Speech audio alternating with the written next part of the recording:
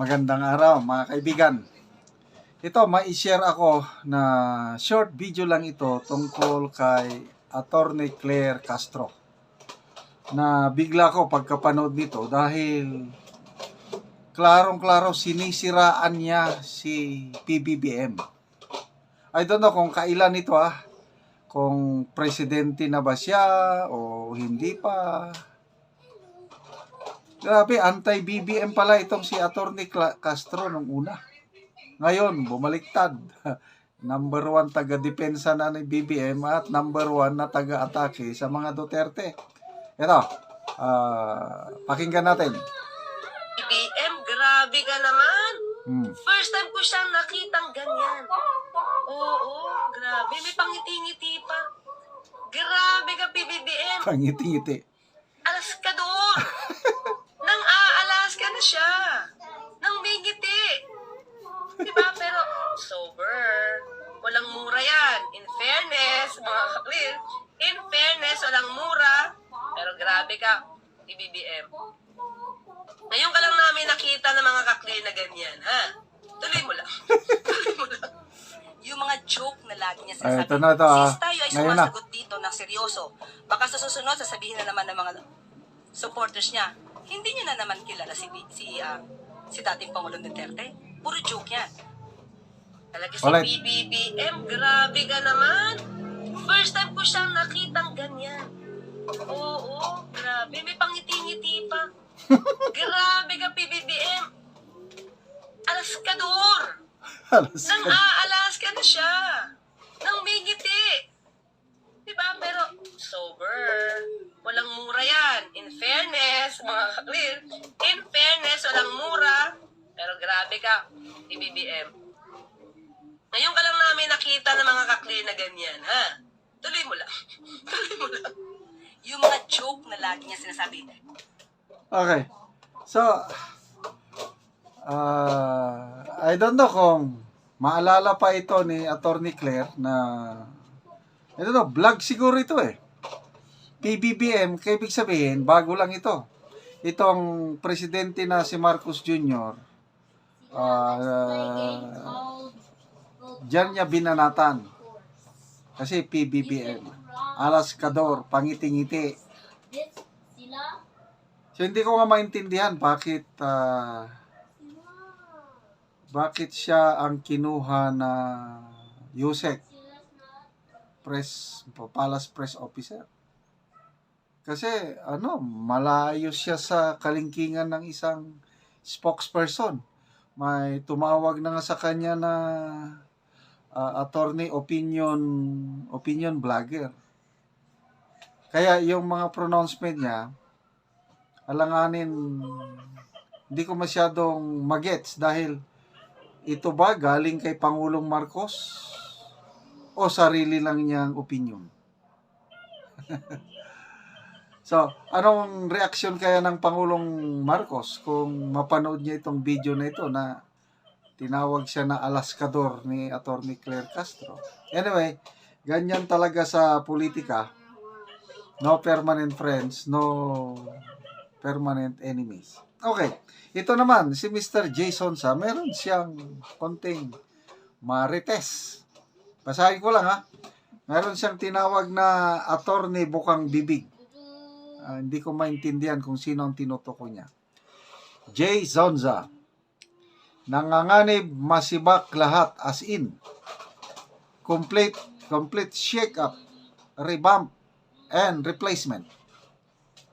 Mukhang hindi na aabutin ng Martes si attorney bukang bibig.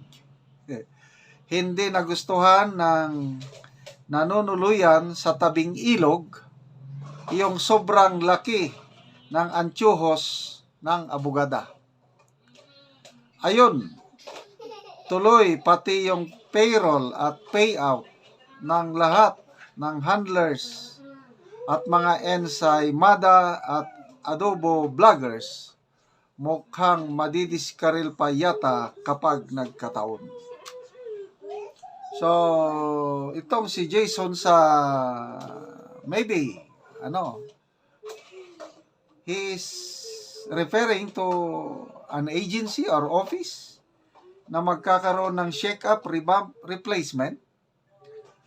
At si Attorney Bukang Bibig, isa sa leader sa ahensyang ito, hindi na aabutin hanggang Martes. Parang masisibak. So I don't know kung anong ahensya ito at sino itong si Attorney Bukang Bibig. Sa tingin nyo, sino itong pinapasaringan ni Mr. Jason sa magbasa lang tayo sa mga comments. SP Monte, nagkakagulo na sila lahat. Sinisibak na lahat na trabahante. Goodbye. Dol Solanoy, yan ang sinasabi ng isang magandang vlogger na huwag maging loyal sa mga aswang na matapobre dahil ang turing nila sa mga ordinaryong tao ay disposable. Gamit na pag hindi ka na mapakinabangan ay itatapon ka na lang. Sino kaya itong mga ensaymada vlogger na mawawala ng payout of payroll? Ako, kawawa naman sila. Baka may pamilyang pinapakain.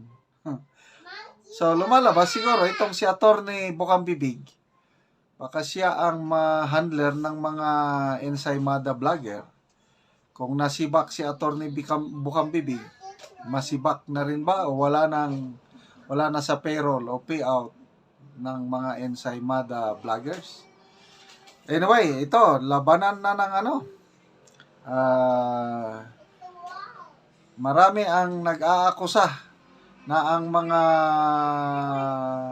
DDS vloggers, yung Noisy 37, mga peddlers of fake news. Kaya meron ng panukala na dapat daw may batas para parusahan ang mga nag-create ng troll army. So, labanan talaga ng propaganda ngayon dahil sa age of social media. So, abangan natin hanggang Martes next week. Sino si Attorney Bukang Bibig? I-comment nyo na lang kung sino. Hindi ko kilala. Mga kaibigan, salamat sa inyong palaging panonood sa ating channel. Nagkakaroon tayo ng income dahil sa inyo at ang sweldo natin sa YouTube, tinutulong natin sa Tribong Talaandig sa Bukidnon. Namimigay tayo ng libreng yero at pako sa tribo para maayos ang sira-sira nilang bahay. So, panoorin nyo ang video na ito, kabalikat kayo sa pagtulong sa tribo. Sana ituloy nyo lang ang panonood na hindi kayo nag-i-skip ng ads. Naanapod mi diri sa Dunggawon. Muna ni ang balay nga luoy kaayo. O, ako silang bisitahon. Ayo! Mayong buntag. Buntag. Oo. Salod kasi inyong balay ha. O, dayon lang. Oo. Muna ni ang inyong balay nga. Kadtong naay nakabalita sa ako ang ani inyong balay daw. Oh, bulsot lagi kayo ah. Akso na bugod gaulan. Kung mga luwag na kayong bulsot sa inyong balay ba? O, lagi. Pila mo ani nga gapuyo? Pat. Upat mo ani nga gapuyo. O. Ang inyong balay bulsot gid kayo. So nadugay na gid ni nga inyong sin. O, dugay na. Lagi ba? O mga luwag na gid kayo ang bangag. Kita gid nato nga ang bangag. Nakaron gaulan-ulan naman pod. Akso na pod mo ani gawala ka. O, bala ka na sad may kay kuan, Oh. ulan-ulan na sad. Oo, gaulan naman po dito sa ato agod. Hindi na kayo mag-ulan. O, muna ni ang ilang balay gyud nga luoy kaayo. Kaya mga bulsot na. Karon nga nakita naman gyud ang inyong balay nga inani bulsot na matagaan na mo og yero kay naa nami mga stock sa among balay nga yero, plinsent, lansang, pako og matagaan na mo. Magkuha na mo, ready na mo, manguha na mo og kahoy aron nga makabalay na mo og bag-o. O, salamat sa Ginoo nga kuan, matagaan na gyud mi og kuan og salamat sad sa tanaw sa video. Oo. O nga kuan unta kuan unta mi may matabangan unta mi kay among balay nga kuan na lagi nga bustot na. Oo. Kabalakan na sad mi kay gaulan-ulan. Oo. Ulanan naman god. Mm. Hindi na makay makuan kay basa naman mi. Mabasa na mo. Oo. Kuan yung ulan-ulan naman sad. Nagi. Oh, nakita naman gid ang kuan, mag-ready na mo og kahoy ninyo. Oo, kay naa nami mga stock nga mga sen og lansang pako nga ihatag sa sama sa inyo nga nagkalison. Oo. Oo. Muna ni ang ilang balay nga lisod gyud kay gaulan na pod og akso na pod sila og kabalaka tungod sa daghay mga bulsot sa ilang atop. Mara to, sige, salamat.